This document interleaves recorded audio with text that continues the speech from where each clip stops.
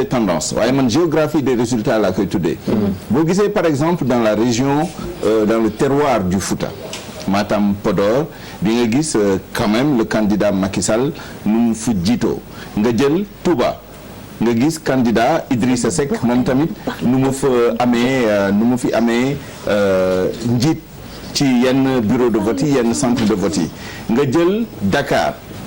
c'est un peu plus disputé. nga jël Ziguinchor la région naturelle de Casamance. priorité au direct ñu ngi may wax ne Cheikh Diop mi ngi ci buumu jokko bi Cheikh Diop nag moom moo ñu tawal foofu ca Matam Cheikh ñu ngi lay nuyu.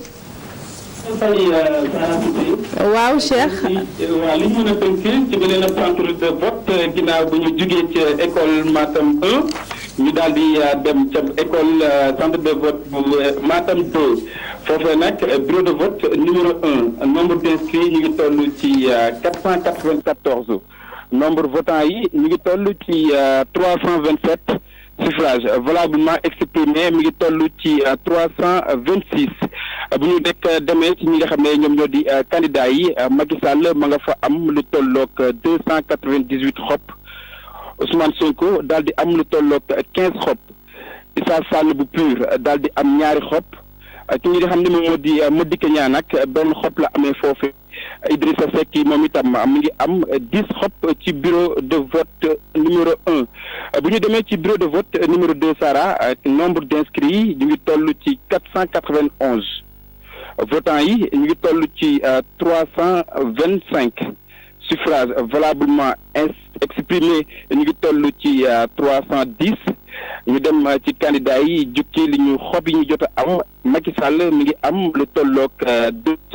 278 xob Madické Niang mi ngi am benn ki nga xam ne moom moo di El Hadj Issa Sall bu PUR moom itam mi ngi am benn Ousmane Sonko mi ngi am 17 ki nga xam ne moom moo di Idrissa Seck mi ngi am 13 xob ñu dem ci bureau de vote numéro 3 foofee nombre d'inscrits ñu ngi toll ci 393 nombre de votants yi ñu ngi toll ci 304 suffrages valablement exprimés ñu ngi toll ci 303 ñu dem ci candidat yi foofee Ousmane Sonko mi ngi am ci lu tolloog 17 xob Madické Niang mi ngi am ci lu tolloog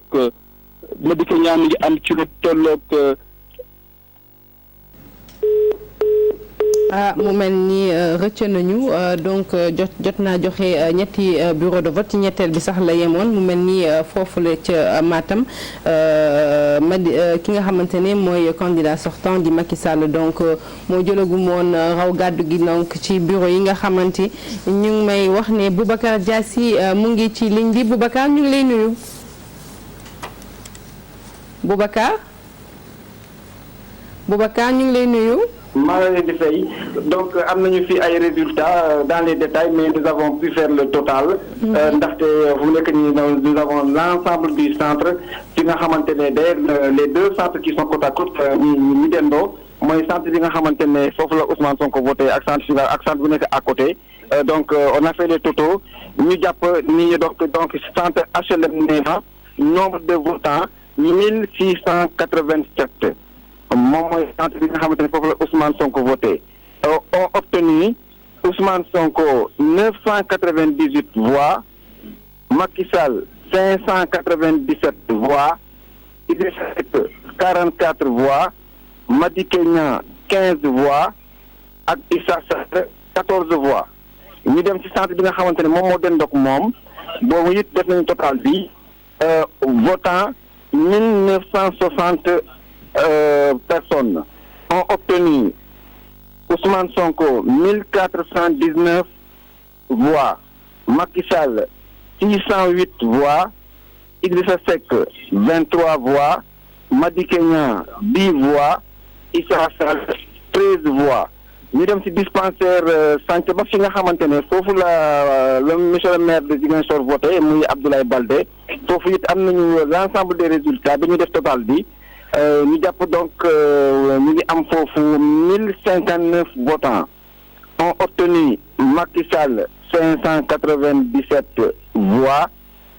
Sonko 398 voix, Idrissa Seck 45 voix, Issa Sall 12 voix Madické Niang 8 voix donc bu ñu fa jógee ñu am aussi Elinkine village muy village de pêcheurs bi nekk ci département d'Oussouye boobu it am nañu résultat total totaux yi inscrit 919 voix personnes excusez-moi votant 601 ont obtenu Macky Sall 286 Sonko 260 Idrissa Seck 23 Madické Niang 0 Issa Sall 31 alors ñu dem Sindian foofu bi ngeen ni ñuy woo fekk ñu ngi def totooy mais parewuñu woon donc ñu jox leen trois bureaux de vote yi ñu jàpp ne Sindian moom mooy village bi nga xamante ne xaw na siiw mu nekk ci côté frontière Gambie bi foofu nag am na ñaari centre de vote numéro 1 ñu koy wax école 1 donc foofu bureau de vote numéro 1 inscrit 562 votant 369 bulletin nul 0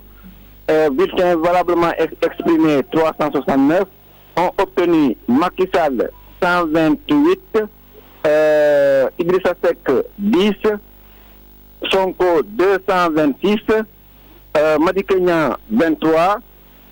Issa Sall 2 Sindian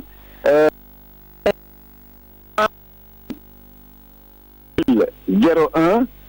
votant 344 valablement exprimé 343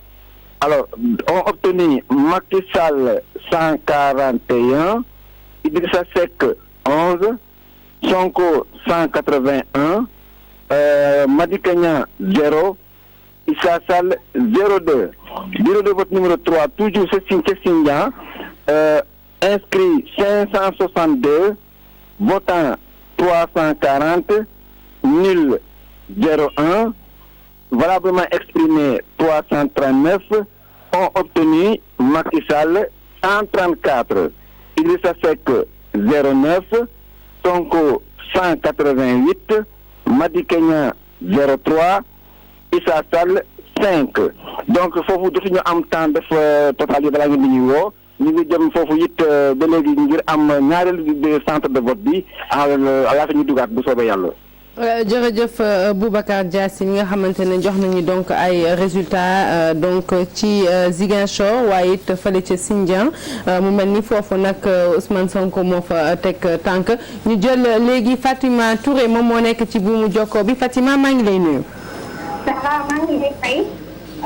ça ñu ngi fii tamit ci deuxième centre bi ñu ne peut-être que moo ëppale sax tamit ay bureau de vote muy Maguette Kodou Sarr Ndiaye fii ci Grand Dakar mu bu ñu duggee nag bureau 2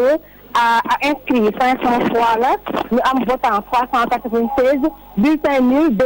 Macky nag moo am 178 Idi am 120 Sonko 68 El Hadj Issa Sall 21 Madické am 2 ñu daal di dem ci bureau numéro 8 inscrit nekk 564 ñu daal di am bulletin nul 2 votant nekk 389 Macky am 202 Idi 100 Sonko 68 Madické am 4 Issa Sall daal di am 11 bu ñu demee nag ci bureau numéro 7 ñu daal di am suffrage yi nga xam ne moom la ñu exprimé moo nekk comment dire 392 ñi nga xam ne nag dañoo voté hors bureau ñoom ñoo am 7 bulletin nul am 3 léegi nag Macky am na 173 Idi am 112 Sonko 82 Madické 3 Issa Sall daal di am 19 bureau numéro 10 kii comment dire Macky am 105 Idi daal di am 101 Sonko am 77 Madické am 3 Issa Sall daal di am 12 ci bureau numéro bureau 12 ñu daal di am inscrit 554 votants 390 Macky daal di am 184 Idi am 100 Sonko am 97 Madické am 6 El Hadj Issa Sall daal di am 19 mu mel ni ci ñaari bureau de vote yi nga xam ne ci ñaari centre de vote yi nga xam ne ñoo ëpp ay bureau de vote Macky Sall mooy jiitu teg ci Idrissa Seck ma Sonko soog a ñëw après Issa Sall Madické doog ciy tegu nag ñu laa ci demaat xool beneen bureau de vote Sarah Cissé. jërëjëf Fatima Touré nga xamante ne moo ñu nekkal foofu ci Grand Dakar ñu may signaler nag fële ci régie bi ne mel na ni jëli statistiques yi jot na kon nag ma bàyyi la Chérif donc nga daal di wëyal. alors ci loolu kon dinañu dem tout de suite expliquer li nga xamante ni moom moo nekk ci tableau bi jamono yi ndax xam ngeen ni lépp fii lay xewee pour l'instant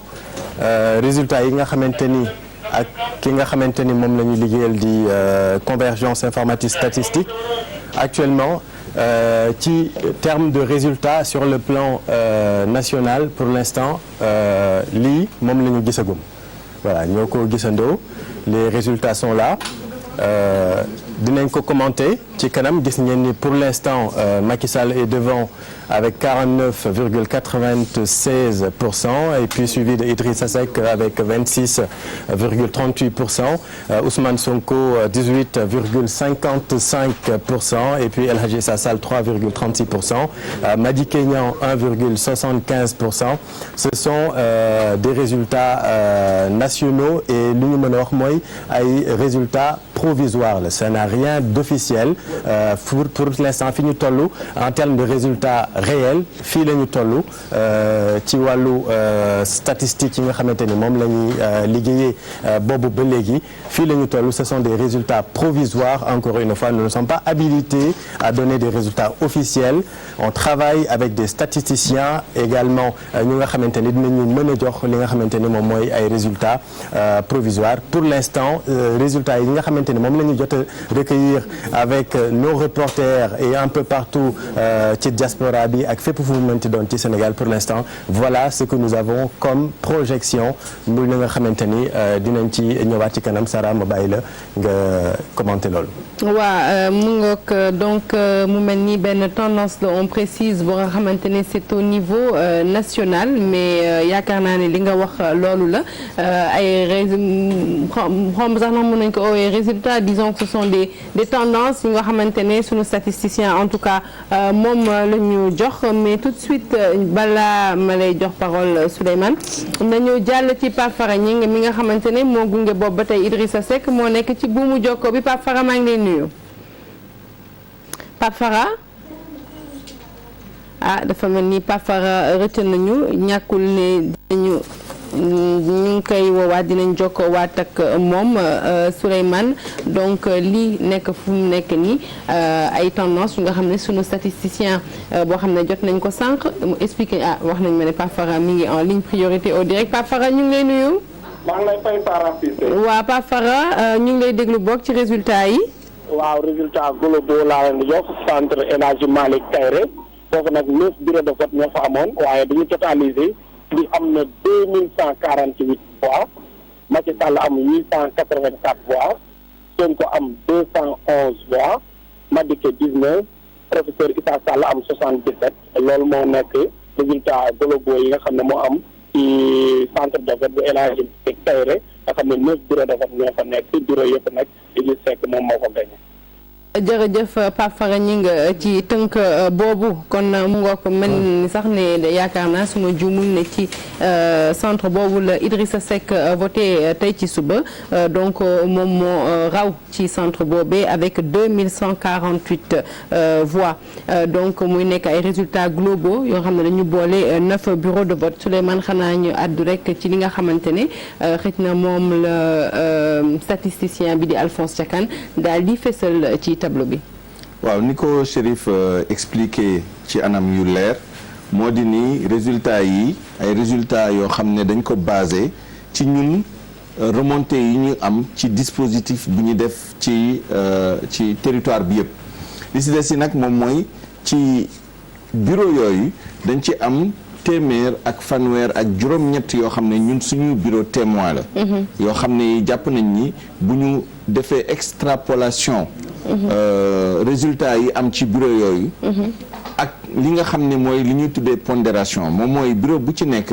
dafa am benn poids buñ koy attaché pour xam donc loolu moo ñu jox genre résultat yi en attendant ñu am des résultats provisoires waaye c'est un système qui a fait ses preuves donc moom la ñu topp nii mën na changer fii ak ay waxtu wala fii ak ay minutes mais pour l'instant lii lañu am résultat